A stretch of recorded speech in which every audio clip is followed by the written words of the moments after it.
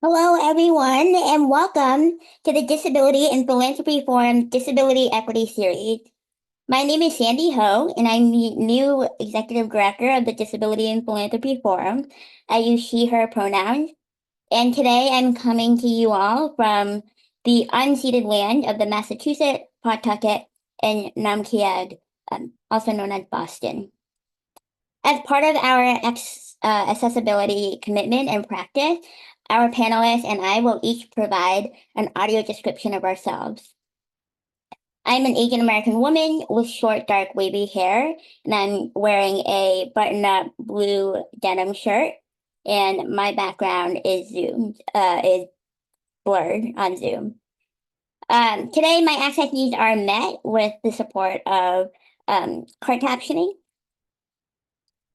So just to move into a few housekeeping items, for today, there are two ways to access our live caption.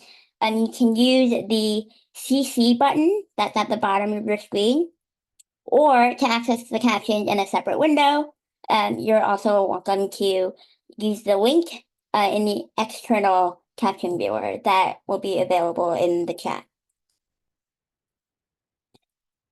During today's webinar, only our moderators, panelists, and sign language interpreter will be on camera. The audience members will be muted, and this webinar is being recorded, and so everybody will be receiving a link to the recording in the next few weeks.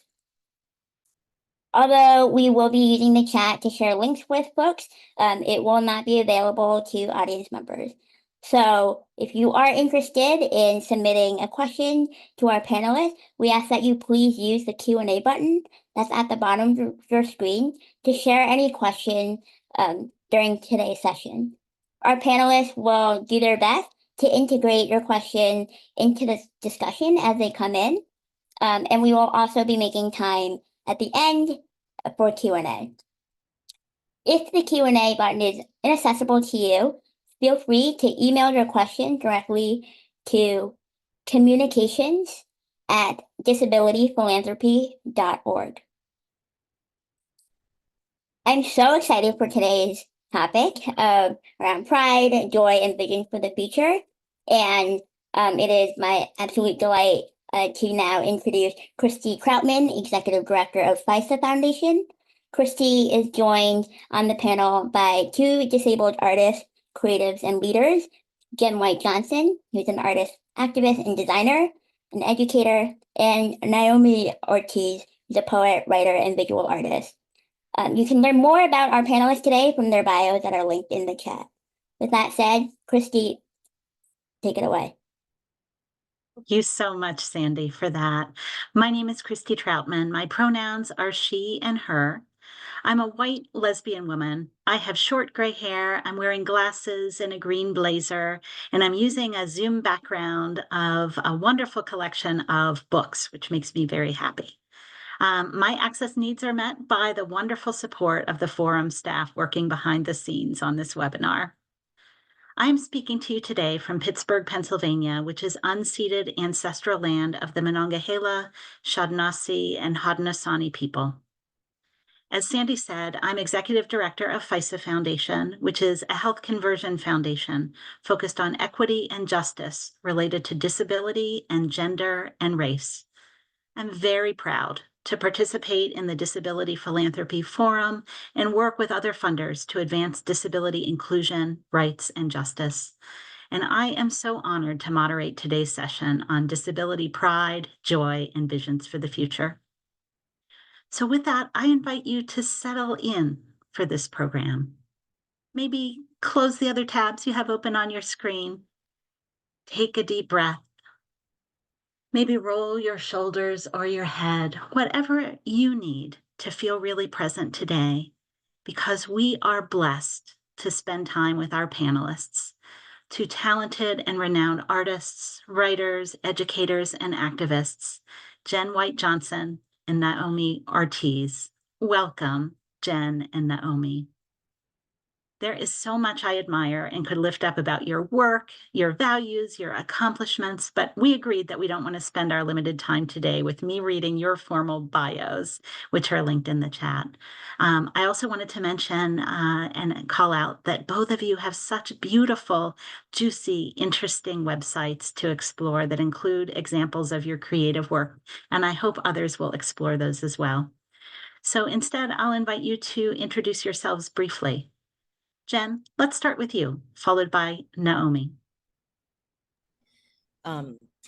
Yes, it is a pleasure and an honor. I'm Jen White Johnson. I use she, they pronouns. I'm a caramel skinned Afro Puerto Rican woman. I am currently in Orlando, Florida, visiting my family, which is home of the ancestral land of the Seminole and the Mikosuki and the Muskogo people. And I'm also neurodivergent and I identify as having a disability. And I'm wearing a white t-shirt, a short sleeve t-shirt that says radical in big black bold text. Thank you so much. Let's hear from Naomi and give her an opportunity to say hello first.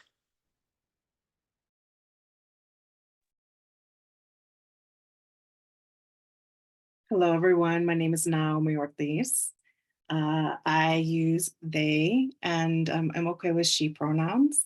I'm a light-skinned mestiza with dark hair, and I'm wearing an embroidered shirt, and I have hoop earrings and dark lipstick, and I'm sitting in front of two book covers, which for fun probably appear backwards on your screen.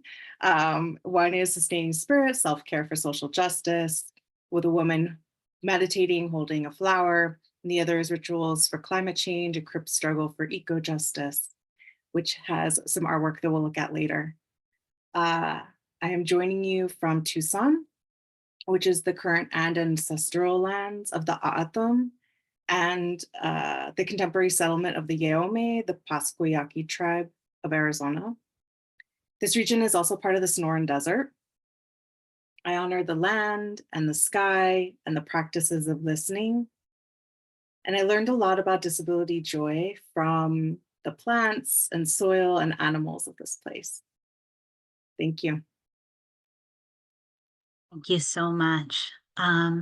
So let's dive in.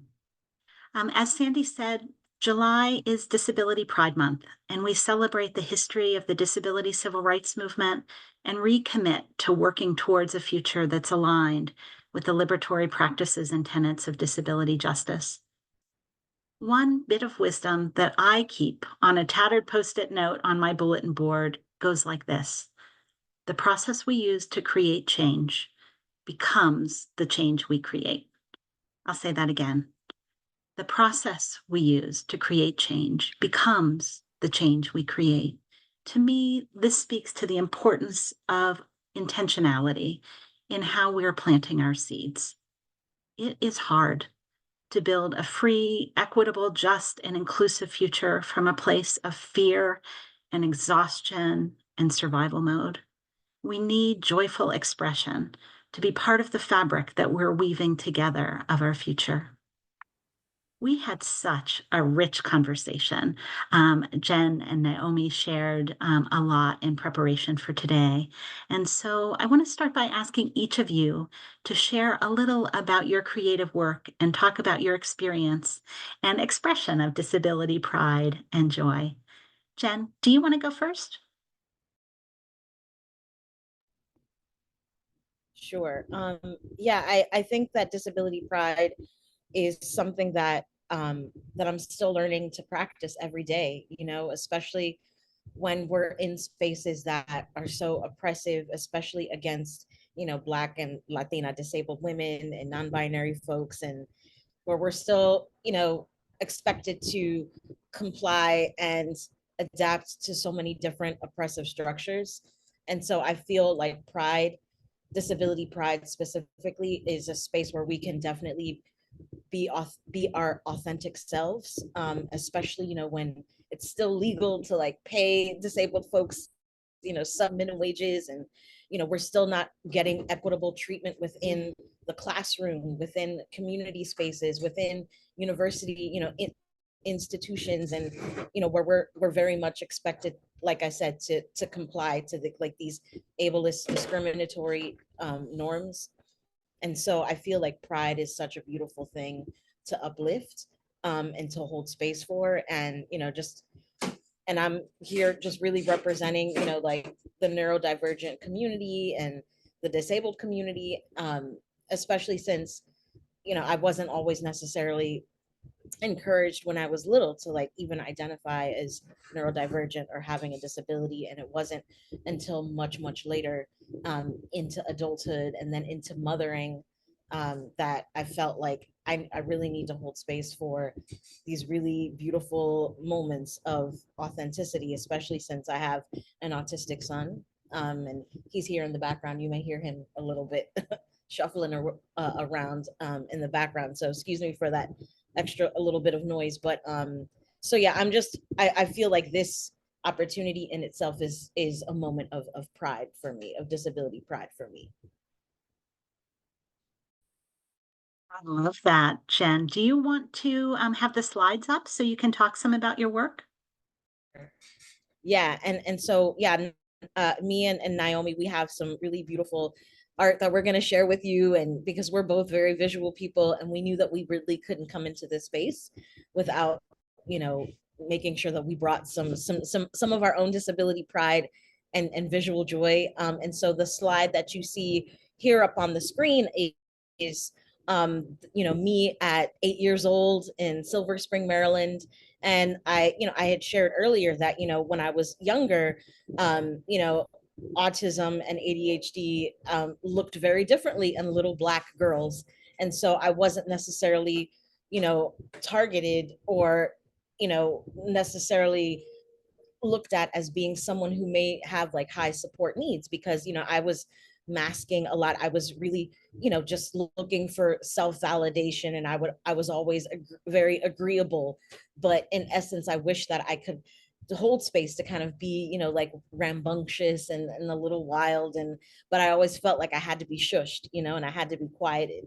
And so, and especially within the school system. And so that's something that I try to deviate from as I'm raising my own autistic kid. And so it's just so beautiful to be able to be like 43 and now being able to really like say I'm neurodivergent, I'm disabled, I'm a mother, I'm an artist, designer, activist, and I love making zines and collages.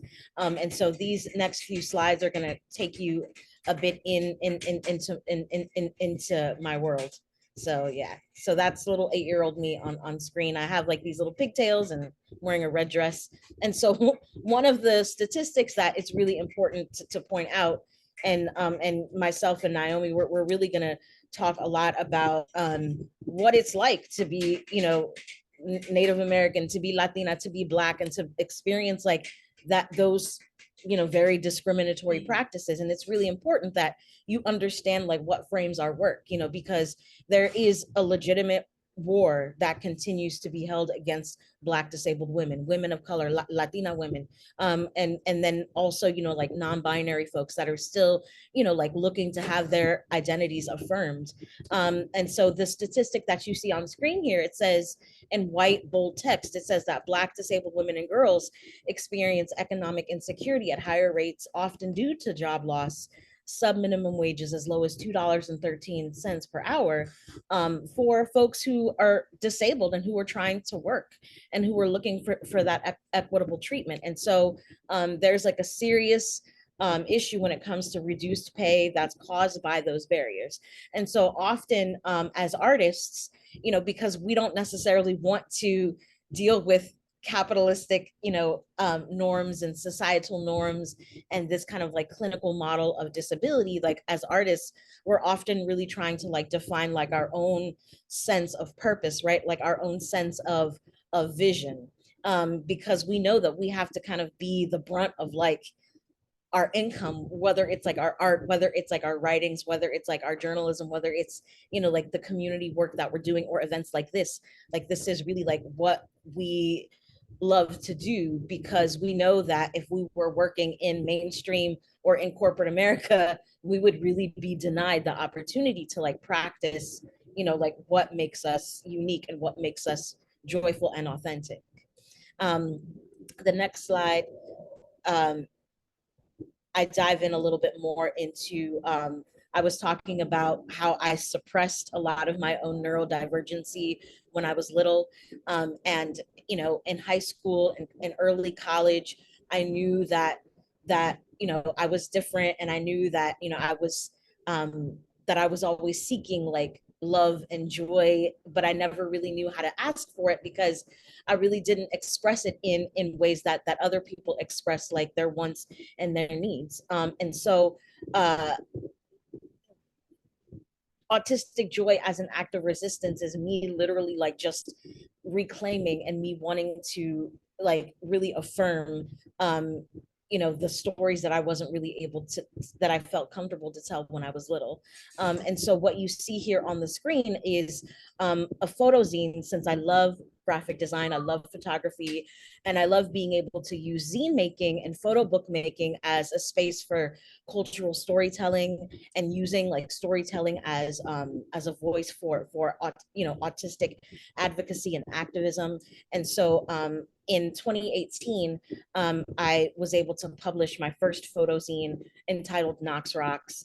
And then in 2024, I was able to publish basically like a retrospective honoring my son's autistic journey. So it's literally an entire photo zine that documents ages 1 to 6, and then the second edition documents 6 to ages 11. So his entire, like young, like beautiful autistic journey, but not necessarily telling it from this clinical, like oppressive lens, but through a lens of justice and joy, and just, just again, like being able to reaffirm what autistic joy looks like within like a Black family, when often it is very it's we feel like we're being erased from cultural media, and we're often being silenced. And so I really wanted to be able to kind of share like how my own lived experience really inspires the visual work that I do. The next slide. Hey, Jen, this is Kristy. I love this. I'm so glad that you shared about Knox Rocks and about your zine making process. I wonder if we could put a pin in your slides right now and switch over and hear a little bit from Naomi, and then we can come back and you can complete the rest of your slides. Does that work for you? Perfect. Awesome. Naomi, so over to you. I know you want to share some of your visual art in a poem as well. Thanks. Oh, I love that so much, Jen. Thank you for sharing those thoughts and opening us up in such a beautiful way. If you want to bring up the slides, great. Thank you.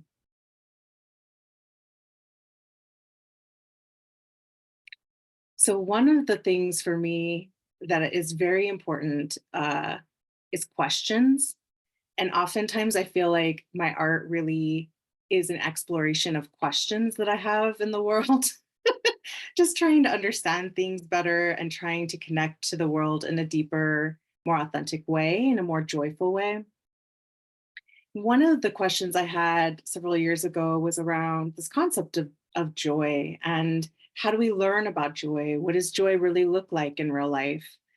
And through like sitting and deeply thinking about this, what kept coming to my mind was faces of elders in my life.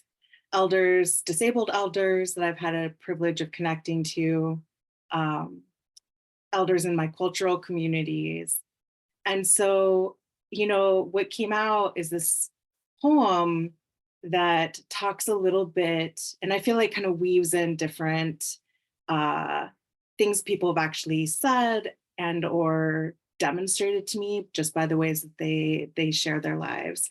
And so I'd like to invite you, if it feels good and is accessible for you, you can close your eyes, or you can just take a moment. And I'd love for you to imagine an elder in your life, or somebody who you wish was an elder in your life, maybe saying a few of these lines to you.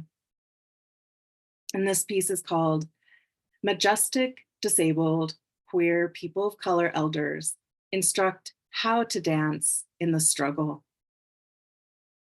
Drag that chair out to the dance floor. Find your own damn beat, the one that brings, the one that brings chin, shoulders, hips, wrists alive. With palms open, grasp air abundant from sky. Pull down into lungs, embrace. Sit, sway, take a minute. Before arms emboldened, cross to caress chest, spirit, soul.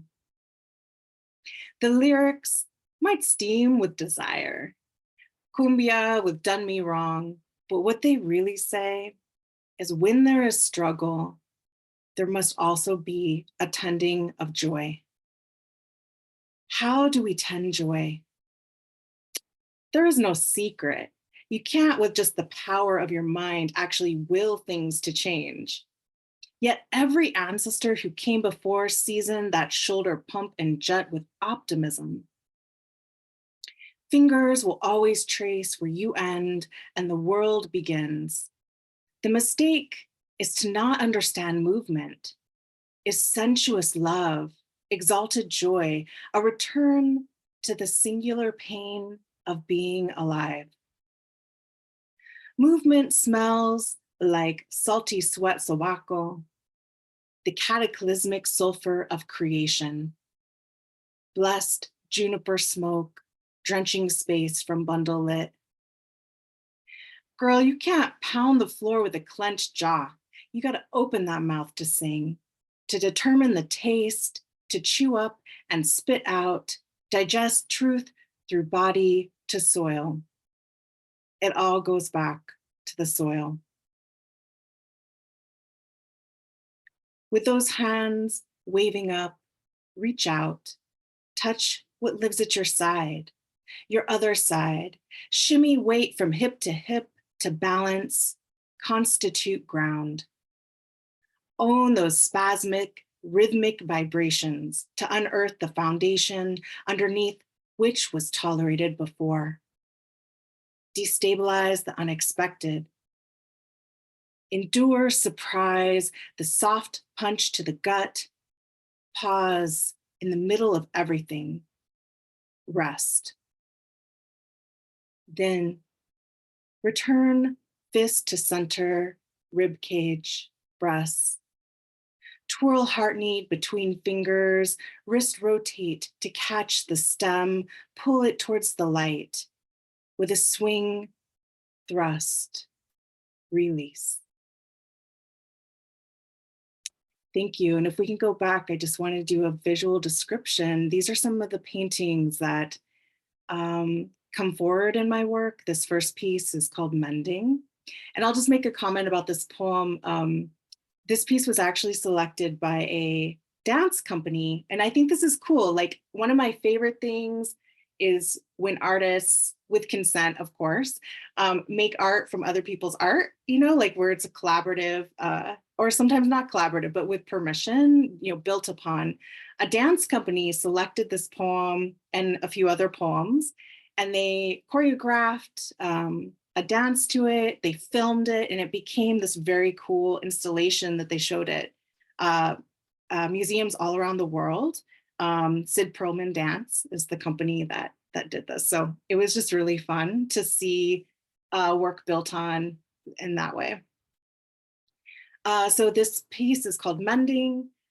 It's a painting of a maguey plant with a tall flower stalk growing out of the center of the plant. On each stalk arm, there are different objects: a raven, candles, a ribbon with milagros, a heart with cholla flowers. 3 monarch butterflies are flying by. In the background is sand and mountains. This painting is on the cover of my most recent book, Rituals for Climate Change. We could go to the next slide. This piece is titled Reciprocation. Again, the things that we give land and have historically always given land, which is blood, especially for those of us who bleed on a monthly basis. So this is a uterus shedding blood down the center of the painting, which merges with oak tree roots on one side and acorn on the other, and roots with a yucca on one side and a yucca seed pod on across from the yucca plant.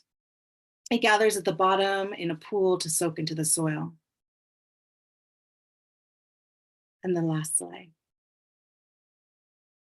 So this shows sandstone cliffs, walls and formations. A raven flies and their larger shadow glides across the cliff. A small flowering plant grows in a patch of dirt on the side of the cliff. And the title of this piece is Canción. Thank you. Naomi, this is Kristy. I am so moved by what you shared with your poem and the stories and the beautiful artwork. I love the way that you called up our elders to bless us with the words that you shared, and especially the title, How to Dance in the Struggle, which is, I think, where many of us find ourselves right now in this troubled world. Your reminder that joy needs tending, and that while we can get frozen sometimes in the pain and in the struggle, that joy calls us to move. That was beautiful to hear about the dance company. I could totally see how this could be translated in that way. Thank you so much for sharing this with us. We're going to come back a little bit later to where you ended around the deep connection to the earth. But first, I want to go back and pick up Jen and the slides that she wanted to continue to share. Yes. Thank you, Naomi. That was so beautiful. And just continuing to just ground us in our connection to how much the earth needs to continue to speak to us, and then letting like disabled voices like lead that conversation, especially since our earth is like what holds us and what calls us to rest. And we need to be like at one with our earth, especially with the slide that we see here on screen. You know, like so many of like our young people, especially like students in the K through 12 system, are impacted by, you know, community injustices like climate injustices. And so if they don't even have like their basic needs within you know, within the community, you know, like just accessible and clean air in and outside of buildings where you know, buildings in themselves are toxic spaces, we're doing them like a huge injustice. And like this stat on the screen, you know, is something else that really like helps to inform how much like our kids are being discriminated against, disabled kids. We're talking about like 1.1 million Black students, you know, who have diagnosed disabilities. The stacked, like the deck of oppression is literally stacked against them, like in and outside of their school systems, within their institutions. And, you know, due to things like redlining, where they are subjected to live in very toxic spaces, you know, lead poisoning, where they're living in like, you know, very you know, food deserts, like spaces where they don't have access to like community gardens, where they don't have access to the basic needs that they need to be able to kind of tend to the earth, you know.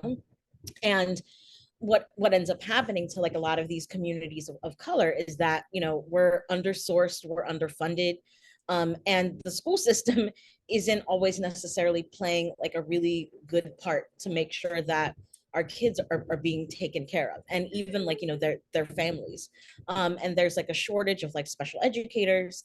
And on the next slide, I really try to address that by creating manifestos. And so what you see here on screen, like similar to Naomi's poem, I really hold space for, you know, voices of, again, like I said earlier, like reclamation, specifically like what are anti-ableist practices that we can actually, you know, practice and highlight within our work, specifically from an art education perspective.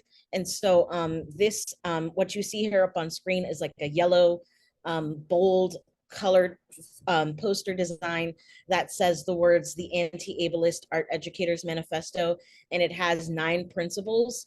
So it's kind of like a call to action. And so it's really beautiful that we have like Naomi's poems and Naomi's writings, and we have like like my manifestos, to be able to really understand that how language justice is so important, and the disabled voice, right, is so important, that we have space and room to be able to make these really bold declarations, right, where we're reclaiming like the land, we're all of these things that have always been ours, right, like that institutions have used to basically erase us from the conversation. And so in addition to the Anti-Ableist Art Educators Manifesto, there's the Black Neurodivergence Manifesto, that again, like really holds space for for conversations on, how can we uplift acceptance? How can we create with and not for? How can we, you make sure that our differences should embolden us? How can we make sure that we value all bodies and minds? And how can we really ignite the fact that allyship is sacrifice, that if you're non-disabled and if you're abusing like the land and you're abusing the earth, or you're abusing like a disabled person's mind, that and you want for them to change, right, so you're essentially uncomfortable with someone's disability. But allyship is not performative. You can't just say that you want to be able to hold space for our access needs, but then you don't necessarily show up and you're not present in ways where you can actually assist us and help us, or create alongside us and not with us, and not for us or about us, And so the next slide, I think that's the last slide, is the Black Disabled Lives Matter symbol. So, a lot of the work that I do is like basically like defacing property, right? It's like public property that's like meant to like oppress us, but it's like, what would it look like if we just created spaces of complete like liberation, right, when it comes to like the Black and brown disabled voice.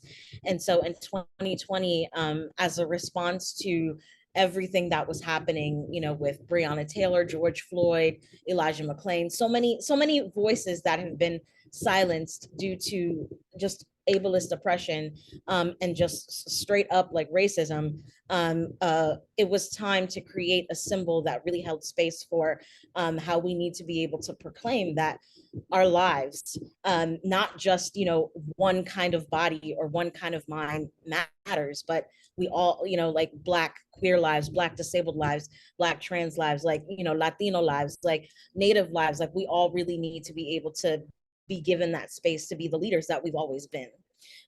So yeah, that's just a little bit of like the artwork, and it's a Black power fist that is painted onto like a yellow brick wall, and it has an infinity symbol that is right on the wrist of the Black power fist. So it's kind of like a really important symbol that really helps to understand that intersectionality between race, between disability, and how we need to be able to make sure that Black lives, Black disabled lives especially, are not erased from this conversation on disability justice.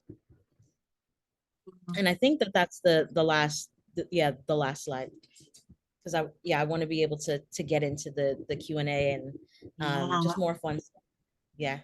Perfect, Jen. Thank you so much. This is Kristy. Where you ended, the ferocity of your message about the anger of needing to navigate the amount of oppression makes space for the kind of art that you're talking about, filling in with your own beautiful, joyful images. I love the juxtaposition of that. And actually, your remarks about allyship and the ways that schools and systems really push out ties to one of our audience questions. So we're going to come back to that, circle back to that in a minute. But first, I want to pivot back to Naomi and where we left that conversation. These weave together so beautifully, the themes and threads that you're talking about environmental justice. And so do you want to pick up there, Naomi, to talk about your work around environmental justice and disability justice? This is Naomi. Sure. I think that question is so big. And when I went to tackle it, that's not actually where I started. I really started from a place of fear. And, for me, a relationship with place has always been part of my self-care. It's always been, something outside of human relationships that I can brace against and find love and joy in, and connection and support. And it's something I relied on a lot on when writing my initial book was, I interviewed a bunch of people, but, talking about self-care for people practicing social justice work, what resources do we have to support ourselves and to help us, have these moments of calm or spaciousness that we need in order to keep going. So that was a really big key piece for me. But then, as I've been out and paying attention to the land, and to be very clear, I'm a wheelchair user. So to be out and pay attention to the land, it's often, at the edge of a parking lot. It's very much on this cusp of, human dominated and wild spaces here in the desert. But even in these cusp spaces, these in-between spaces, it's so obvious that things are getting drier and hotter. And so I found myself really feeling so afraid and wanting to turn away. Like, I don't know what do I do with this? Especially as a disabled person who can't, maybe like dive into the action items of I'm going to go out and pick invasive buffalo grass, or, do things to actively support. And so, I was noticing my own desire to turn away. And it's funny because there is a definition of ableism that talks about a fear of vulnerability as a foundational element of why disabled people are excluded and discriminated against. And I also know as a disabled person that my vulnerability can be a great source of authentic connection and joy, because I have to ask and receive help every day from folks around me. So, I was like, oh man, I'm having this reaction that, we talk about within ableism of wanting to turn away from where I'm seeing vulnerability, which is this place that I live. And so, I did this deep dive into trying to process my emotions around it, and also to have conversations with the land. What actually can I do to show up and support you? What does that look like? And then my own struggle with, sometimes being in relationships where things are not always balanced, right? Sometimes we can get really hooked in and be too self-sacrificing. So anyway, I did a lot of that deeper work in my newest book, Rituals for Climate Change. But I think that, there's a joy of pacing and going slower and observing nature that I think as a disabled person, I get to experience in nature. And I'll just leave it there. Let Jen speak to it too. I love that. Thank you so much, Naomi, for bringing us to this place, right, of how fear has the potential to shape us and what we are looking at and what we look away from, and really leaning in and occupying that space for ourselves, wherever it is, at the edge of a parking lot, can pull us into new places and places of celebration. This is why I love being in conversation with artists like the two of you, to help us see things and open into new ways. I really appreciate that. paying attention to the time. And there are so many questions that people want to ask both of you. And so I wonder if the next place we could go, Jen, is a question from one of our participants about school district accommodations. And like, what do you do when some schools are pivoting more in the direction of universal design for learning and away from like educational civil rights for students with disabilities that are leaving out some of the protections that are the guards against the school to prison pipeline, right? Some of the things that you talked about earlier. Is there anything you would like to say more about in that space? Yeah, and I mean that, yeah, that, that's definitely like a huge broad question, and I feel like it's best to address it from like my own lived experience and like what I've specifically been through as it kind of impacts my world. And um I mean, I encourage my students to make sure, because in addition to like teaching, or in addition to being like a practicing photographer and designer, like I also teach at a university. um and just being able to kind of hold space for the students' needs and making sure that they hold the actual institution itself like accountable, and knowing that even sometimes like those accommodation letters are very like vague, and they're not necessarily like as robust and thorough as they need to be, and they're just very kind of like general, like I need more time taking tests, or I need to have a note taker, but there's not conversations about, right, like how as a disabled person or as a student or as a kid can I even feel like my identity and my culture is being celebrated, and not necessarily from like a logistical standpoint, but just from like an actual like human based standpoint, so I definitely encourage my students to like hold their professors accountable, and I have like disability disclaimers like written in my syllabus that hold space for like my own access needs.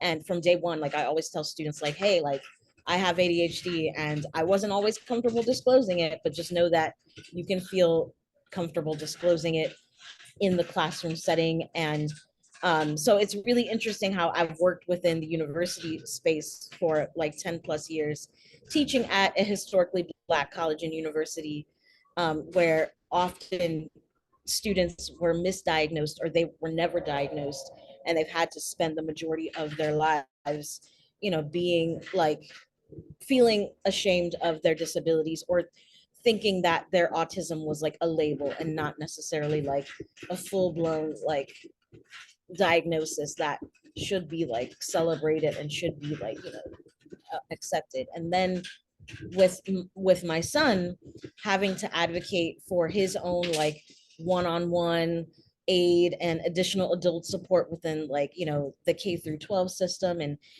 being like, yeah, there is an actual IDEA act that says that you're breaking the law if you don't actually hold space for my son's access needs and for his autism diagnosis, and if you're not willing to kind of give him like speech therapy and occupational therapy and things that we had to like advocate for since he was like in kindergarten all the way up until 5th grade. Like it's like you have to be so familiar with like policy and law, because half of like public school teachers aren't even really holding space for the IEPs and how those themselves are like their contracts. And so I've had to hack the IEP and write my own version of the IEP with my son, so that we kind of like write down like what his challenges are, and it's literally like an advocacy where we address, and it shifts and it changes like every school year, where we're able to actually like talk a little bit about like, so what are some of the things that are difficult for you, or and so he's able to actually outline like, I don't like mean people, I don't like being bullied within the classroom setting, and that includes being bullied from teachers, which oftentimes he is. So yeah, that's like it's a lot. So that's just a little bit of my own lived experience, when it comes to how I kind of advocate for like those access needs. Then that's great. And this is Kristy. There's some of the zines that you talked about, that you just talked about hacking the IEP process that are on your website. So I hope people will dig in and check that out. Great job diving in on a really open question and taking us to this important place, which actually is a jumping off for a different question from the audience. And so this one to you, Naomi, is about how do you respond to the sort of micro level of specific access accommodations. And so I'll just read the question. How do you respond to accommodations efforts to improve disabled lives that don't significantly challenge the systemic and cultural nature of ableism? So sort of micro interventions that leave the broader system intact. And how do you think about that tension alongside the fight for disability justice? So only massive, complicated questions for this webinar.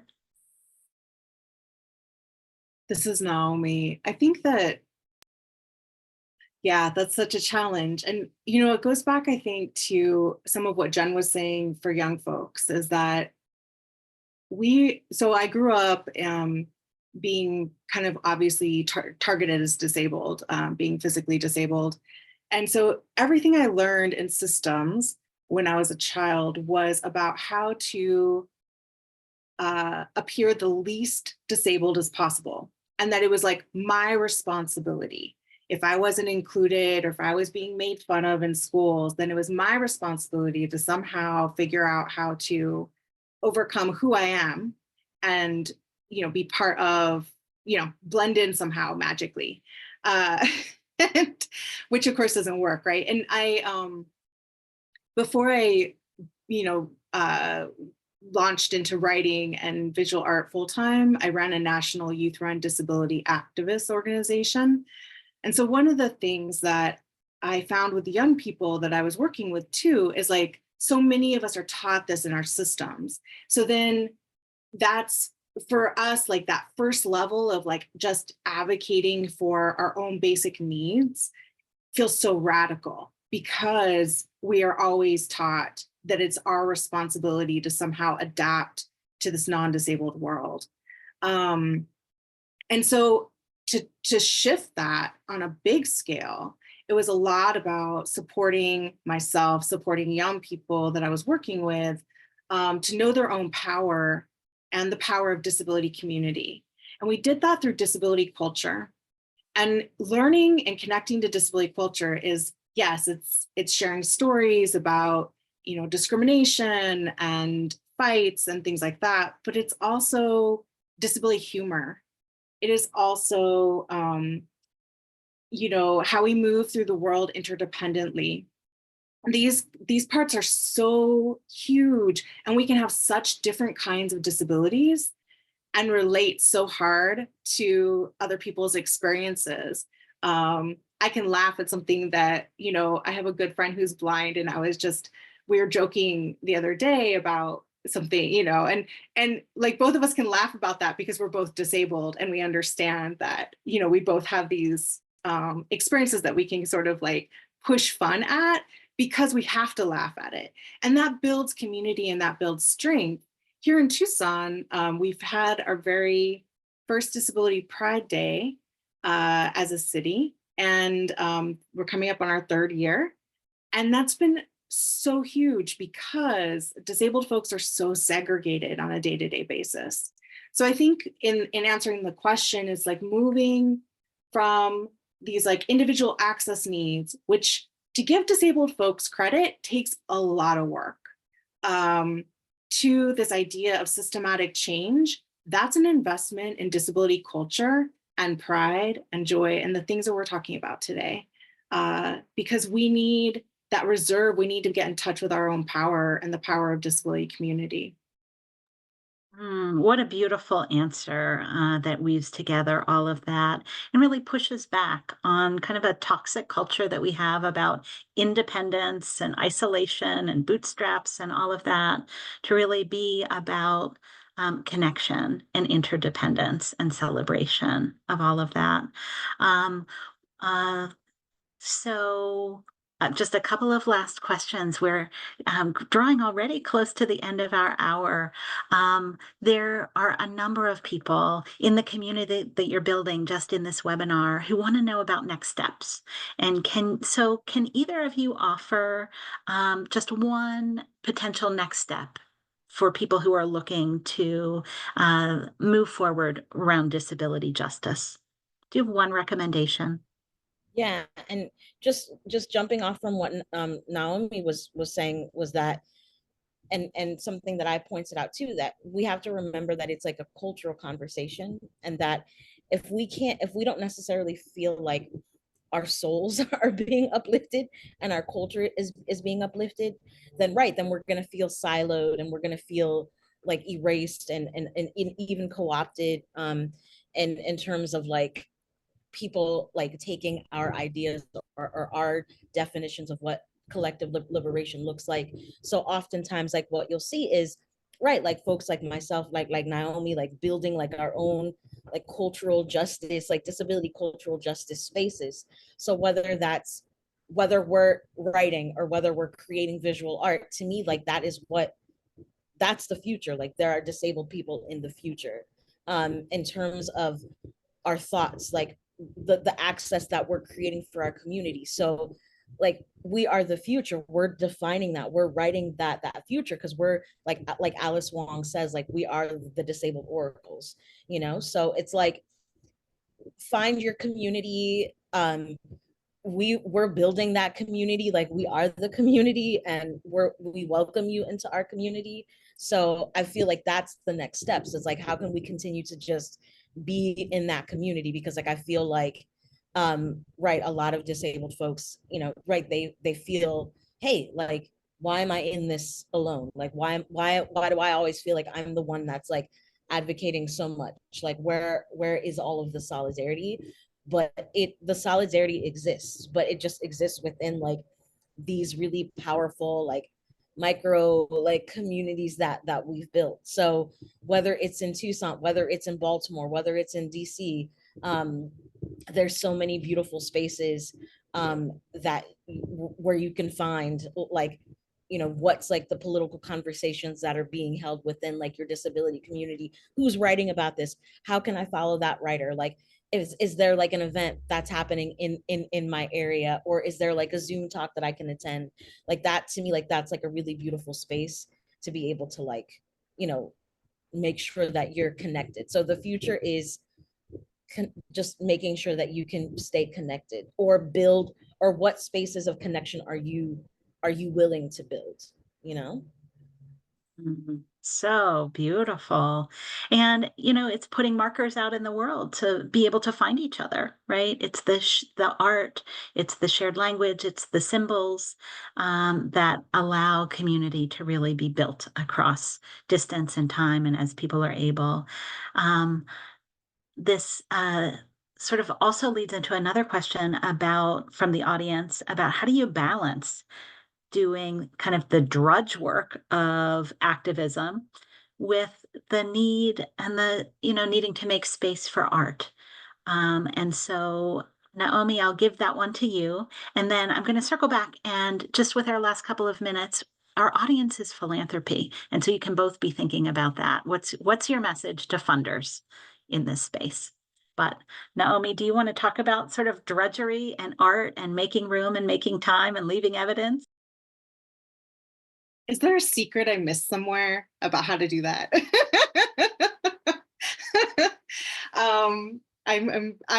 This is the constant question, right? I think, Jen, you probably have so much to say on this too.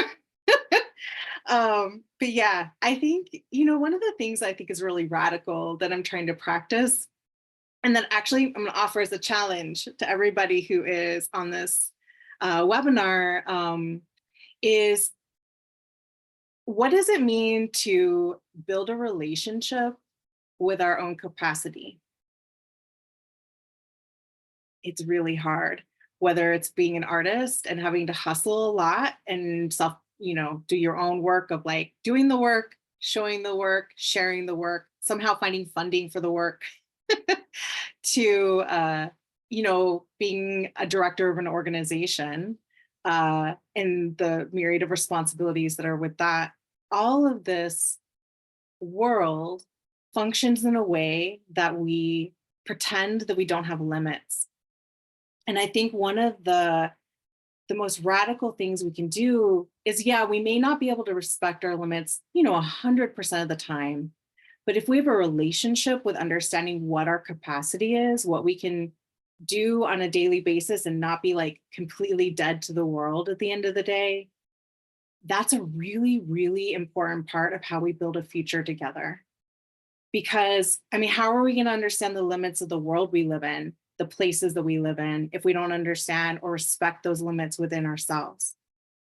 So I think that building a relationship with capacity, challenging and incredibly life-changing.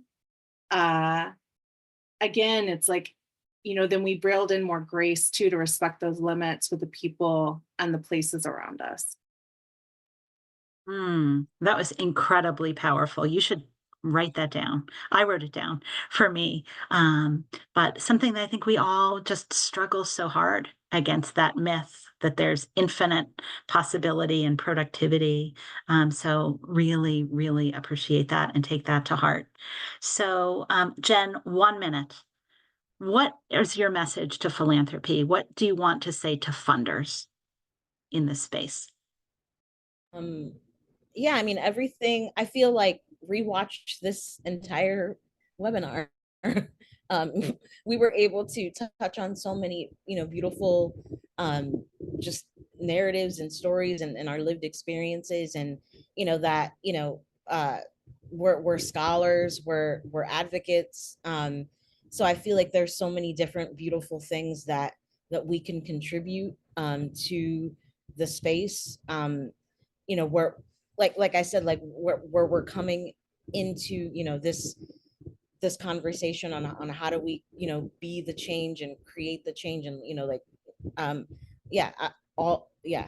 So it's just like I feel like rewatch the webinar as much as you can, because we're talking about what we've written, and then we're talking about how you can support like what we have continued to write, and show visually. And so whether that's, if we want to curate an exhibition, if we want to be able to continue funding, like more zines, so that we can maybe host other writers and other artists, and feature, create spaces so that artists feel like they have that community. That's why there's so many disabled folks that are creating hubs, of artist hubs. So whether it is like like Able Zine that's out in the UK, whether it's like Cripple magazine or like Sick magazine, there's so many really beautiful spaces that they're looking for, where they self-publish. And that's why zine making is so important. We self-publish. We don't have any like we're not funded by any top end corporations or big huge funders, because we self-publish everything. And we do pay out of pocket for like our own printing, and whether we're printing at universities or whether we're printing at libraries, and or libraries are archiving our work. And so that way educators can get access to the special collection, so that they can read through like our manuscripts and see the artwork. So just be able to be able to fund the opportunity, so that folks can have access to what we create. That's my biggest need. Perfect. Yeah. Perfect. So well said. Naomi? I wrote this down because I wanted to say it right. So finding each other through art is often how we stay alive. So finding each other through comedic showcase, through dance, through poetry, through writing, through residencies, through the experience of those things. And when I say like finding each other, I mean all of us. Finding each other through art is often how we stay alive.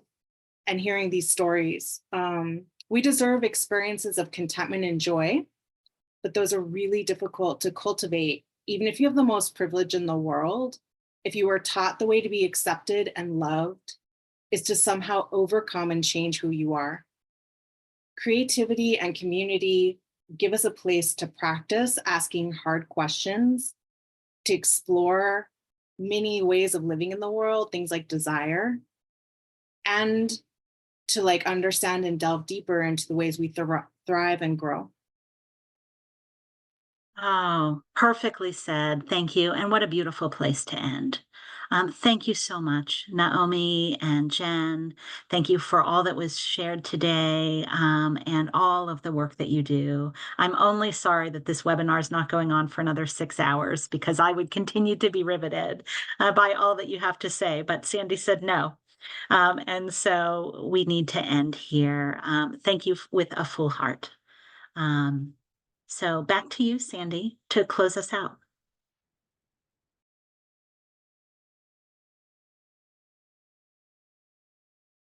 Not sure what my Zoom was doing there. I cannot thank Kristy, Jen, and Naomi anymore for this truly joyful conversation that really activated so many of our sensory experiences. And all of us are so incredibly fortunate for the truths that were shared here. So thank you so much, especially for your calls to action, to philanthropy, and that challenge, Naomi, that you proposed to all of us. This discussion truly highlighted how joy and disability culture, it requires labor. It is discipline, it is powerful, it is political, and it is such a life-giving vital resource. But that requires resources to sustain and expand. And so I really emphasize and invite funders in our audience to delve more deeply into the work of both Naomi and Jen. We thank our audience for all of your incredible questions. Although unfortunately we weren't able to get to all of them, they will continue to inform future resources and programs of the Disability and Philanthropy Forum. Following the close of this session, you will receive a short survey. It's also available in the chat. We really appreciate a few minutes of your time to complete that survey. And then finally, we hope that you'll join us for our next webinar on September 19th, which centers disability and the care economy. Thank you, everyone.